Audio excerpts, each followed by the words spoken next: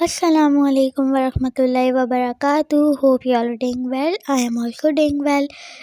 آج کی ویڈیو میں ہم اپنا پارٹ 2 کنٹینیو کرنے جا رہے ہیں. حضرت آدم علیہ السلام کا بیچ میں کچھ دن گیپ ہو گیا تھا.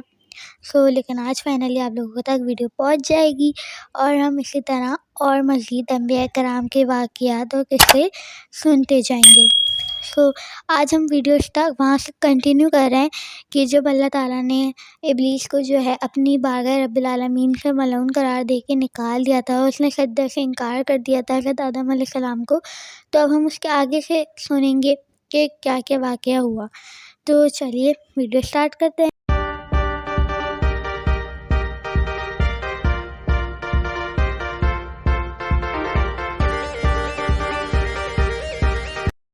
بسم اللہ الرحمن الرحیم. جب اللہ کریم نے نافرمانی کے سبب ابلیس کو ملعون قرار دے دیا تو اس نے اللہ کریم کی بارگاہ میں عرض کیا کہ مجھے مہلت عطا فرمائی جائے. قرآن کریم کی سورہ اعراف کی آیت 14 تا 17 میں اللہ کریم کا ارشاد ہے کہ ترجمہ: ابلیس بولا مجھے مہلت دے اس دن تک جب لوگ اٹھائے جائیں گے. فرمایا تجھے مہلت ہے.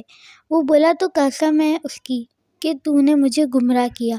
میں ضرور تیرے سیدھے راستے پر ان کی طاق میں بیٹھوں گا.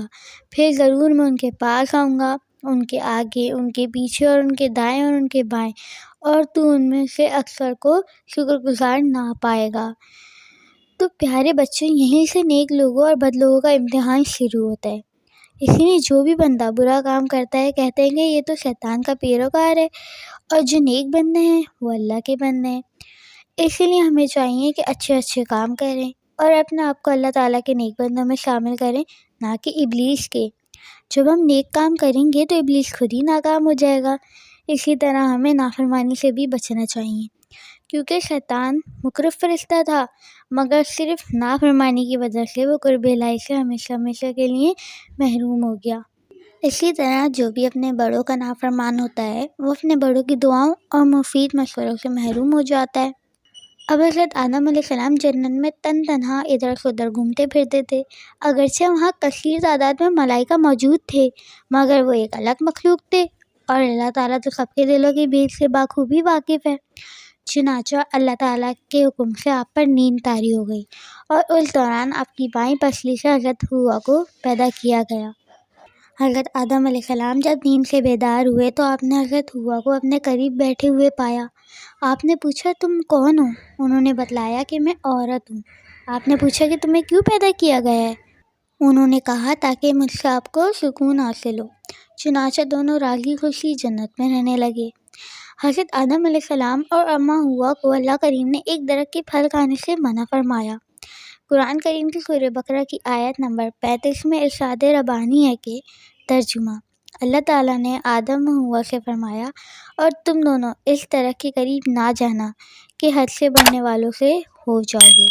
لیکن حضرت آدم علیہ السلام و حوا دونوں ہی ابلیس کے بہکاوے میں آ گئے اور دونوں ہی اس درخت کے قریب گئے اور اس کا پھل کھا لیا، اور وہ یہ بھول گئے کہ اللہ تعالیٰ نے منع فرمایا ہے. قرآن کریم کی سورہ طہ کی آیت نمبر 115 میں ارشاد باری تعالیٰ ہے کہ ترجمہ: اور بے شک ہم نے اس سے پہلے آدم سے درخت کے قریب نہ جانے کا عہد لیا تھا تو وہ بھول گیا اور ہم نے ان کا کوئی کشٹ نہ پایا. جبکہ سورہ بقرہ کی آیت نمبر 36 میں اللہ تعالیٰ کا ارشاد ہوتا ہے کہ ترجمہ: تو شیطان نے انہیں اس درخت کے ذریعے بہکایا اور جہاں وہ رہتے تھے وہاں سے انہیں الگ کر دیا. اب بہت سے لوگوں کو یہ سوال آ رہا ہوگا کہ بھلا شیطان نے آدم و حوا کو کیوں بہکایا؟ تو جواب یہ ہے کہ چونکہ اس کو اللہ تعالیٰ کے دربار سے حضرت آدم علیہ السلام کی وجہ سے نکلنا پڑا تھا، چنانچہ اسی نے دونوں کو بار بار بہکایا اور ان کو یہ چیز باور کرائی کہ اس درخت کا پھل کھانے سے تم ہمیشہ جنت میں ہی رہو گے. چنانچہ حضرت آدم و حوا دونوں ہی اس کے بہکاوے میں آ گئے. جب حضرت آدم و حوا سے بھول ہو گئی اور انہوں نے اس درخت کا جب پھل کھا لیا جس سے اللہ تعالیٰ نے منع فرمایا تھا، تو اللہ کریم نے ان سے فرمایا کہ اب وہ جنت میں نہیں رہ سکتے. قرآن شریف کی سورہ بقرہ کی آیت نمبر 36 میں ارشاد باری تعالیٰ ہے کہ ترجمہ: اور جہاں وہ رہتے تھے وہاں سے الگ کر دیے گئے. اچھا یاد رہے کہ جنت میں حضرت آدم و حوا دونوں بڑے مزے سے رہتے تھے۔ وہاں انہیں ہر قسم کے پھل اور نعمتیں کھانے کی کھلی اجازت تھی، سوائے ایک درخت کے۔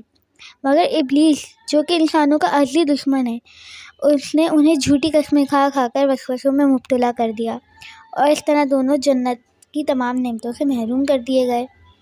بزرگوں کا ارشاد ہے کہ حضرت آدم علیہ السلام جب زمین پر اترے تو آپ کا ٹھکانہ سرندیپ یعنی سری لنکا کا ایک علاقہ ہے، اور حضرت حوا کو جدہ میں اتارا گیا، جبکہ ابلیس کو پہلے ہی ایلا میں اتارا گیا۔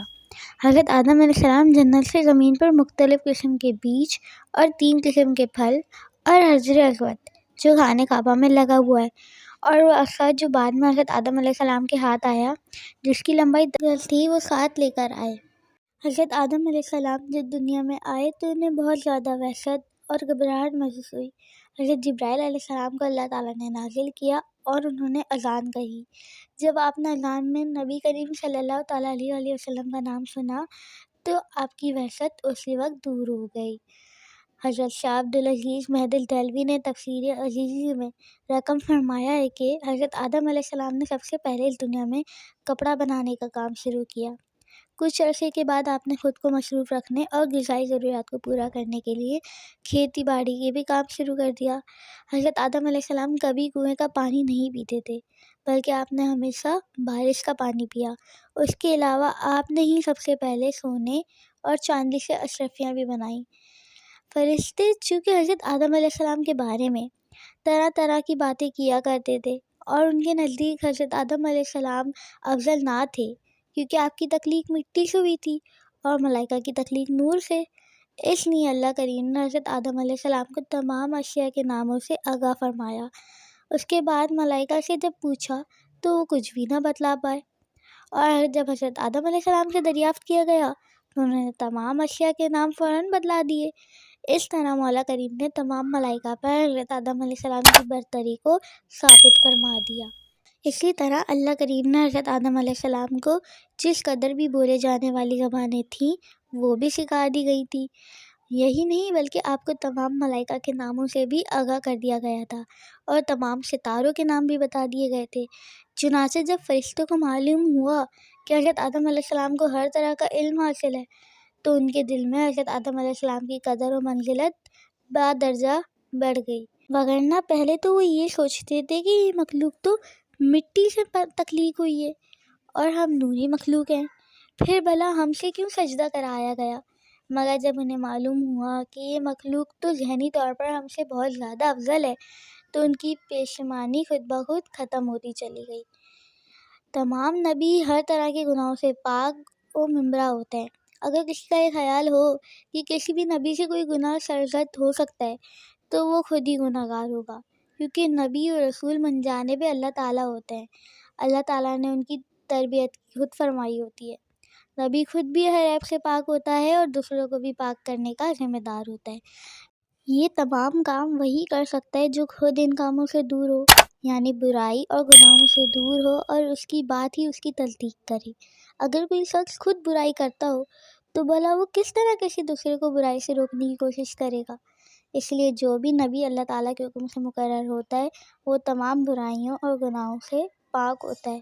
چنانچہ ہم یہ ہرگز نہیں کہہ سکتے کہ حضرت آدم علیہ السلام نے توبہ نعوذ باللہ کسی بھی طرح اللہ کریم کی نافرمانی کی۔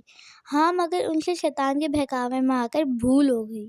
اگرچہ حضرت آدم علیہ السلام کی تخلیق سے بہت پہلے، جبکہ ابھی مٹی بھی زمین سے نہیں منگوائی گئی تھی، تو اللہ کریم نے اپنے مقرب فرشتوں سے یہ فرمایا تھا کہ میں زمین پر بھیجنے کے لیے اپنا نائب تخلیق کرنا چاہتا ہوں۔ جنہوں نے پارٹ 1 نہیں سنا وہ جا کے وہ سنیں، اس میں اس بات کا ذکر میں پہلے ہی کر چکی ہوں کہ اللہ تعالیٰ نے فرمایا تھا کہ میں زمین پر نائب بھیجنے والا ہوں اپنا، تو ان کی تو تخلیق ہی زمین پر بھیجنے کے لیے کی گئی تھی۔ اسی طرح حضرت آدم علیہ السلام کو زمین پر قیامت تک کے لیے ہونے والی تمام اشیاء کے ناموں سے بھی آگاہ کر دیا گیا تھا۔ یہی نہیں بلکہ آپ کی تمام اولاد جو کہ یقیناً زمین پر ہی پیدا ہونا اور مرنا تھی وہ بھی دکھا دی گئی تھی اور ان کے ناموں سے بھی آگاہ کر دیا گیا تھا۔ چنانچہ اس بات میں تو قطعاً کوئی شک و شبہ ہی نہیں کیا جا سکتا کہ حضرت آدم علیہ السلام کو زمین پر بھیجنے کے لیے تخلیق کیا گیا تھا۔ سو آئی ہوپ آپ کو یہ ویڈیو اچھی لگی ہوگی۔ اگر ویڈیو اچھی لگی تو ویڈیو کو لائک کریں، چینل کو سبسکرائب کریں اور ویڈیو کو اپنے دوستوں کے ساتھ شیئر کریں اور صدقہ جاریہ کا ذریعہ بنیں۔ اگلی ویڈیو تک کے لیے دیں اجازت۔ اللہ حافظ۔